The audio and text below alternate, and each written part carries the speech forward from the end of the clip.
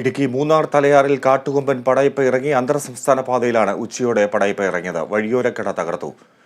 വിവരങ്ങളുമായി ബിനീഷ് ആന്റണി ചേരുന്നു. ബിനീഷ്, പടയപ്പ തുടർച്ചയായി ശല്യമുണ്ടാക്കുകയാണ്. എന്താണ് ഒടുവിലത്തെ സംഭവം?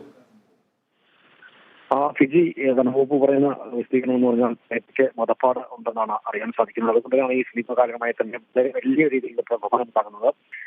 ഇന്ന് ഉച്ചയോടെയാണ് ദേശീയപാത, അതായത് സംസ്ഥാന ദേശീയപാതയിൽ തന്നെ വഴിയോരക്കടയുണ്ട്. ഈ വഴിയോരക്കട തകർത്ത ശേഷം പിന്നീട് കടുകുമുടി, തലയാർ കടുകുമുടി പോവുകയായിരുന്നു. ഇവിടെ നിരവധി തോട്ടം തൊഴിലാളികൾ താമസിക്കുന്ന ഒരു മേഖലയാണ്.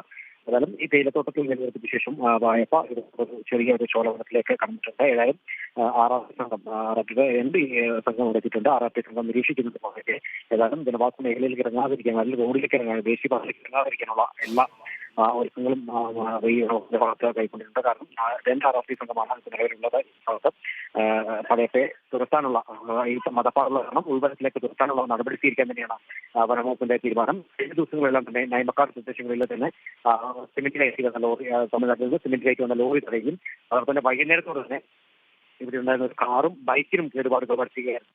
ദൃശ്യങ്ങൾ നമ്മൾ കാണുന്ന പോലെ തന്നെ കഴിഞ്ഞ ദിവസങ്ങളെല്ലാം തന്നെ, കഴിഞ്ഞ ദിവസം ദൃശ്യങ്ങളിൽ കണ്ട പോലെ തന്നെ വളരെയേറെ ഒരു പ്രകോപനം ഉണ്ടാക്കുന്ന രീതിയിലാണ് ഇപ്പോൾ ഈ പടയപ്പ ഒരു അവസ്ഥ. ഏതായാലും ഈ മതപ്പാട് കാരണമാണ് ഇത്തരത്തിലുള്ളതാണ് വനവകുപ്പിന്റെ ഏതായാലും കൃത്യമായി തന്നെ ഈ RRP സംഘം സ്ഥലത്തെത്തി പടയപ്പ ഉൾവനത്തിലേക്ക് തുരത്താനുള്ള എല്ലാ നടപടിയും സ്വീകരിച്ചു വരികയാണ്. അതോടൊപ്പം തന്നെ ഇന്നലെ കഴിഞ്ഞ ദിവസം കൊല്ലപ്പെട്ട മണിയുടെ പ്രദേശമായ കന്മല ഭാഗത്തും രണ്ട് കാട്ടാനകൾ ഇന്നും ആ ഭാഗത്തുണ്ടായിരുന്നു. ഇന്നും രാവിലെ RRP ആ സ്ഥലത്തെത്തി ഈ കാട്ടാനകളെ തിരിച്ച് ഉൾവനത്തിലേക്ക് ആക്കേണ്ടത്. അതോടൊപ്പം തന്നെയാണ് പടയപ്പ ഈ ദേശീയപാതയിൽ ഇറങ്ങിയതായി വകുപ്പിന് വിവരം ലഭിച്ച് ഉടനെ ഈ സ്ഥലത്തെത്തി ഇപ്പോൾ ഈ ചോലവനത്തിൽ നിർമ്മിച്ചിരുന്ന പടയപ്പ ഉൾവനത്തിലേക്ക് നീക്കാനുള്ള ശ്രമം നടത്തുന്നത്.